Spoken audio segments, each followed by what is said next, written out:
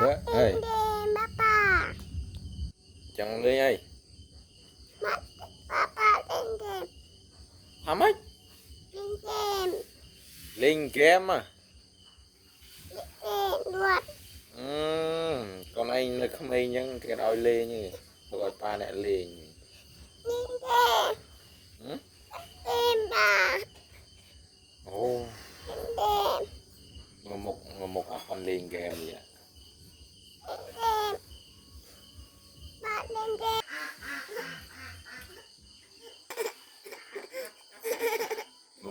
Một lên game, vô mai, đòi lên, lên như kia mình, hả?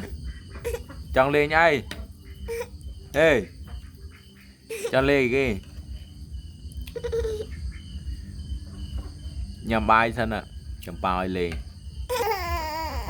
ngon nhầm bài thân à.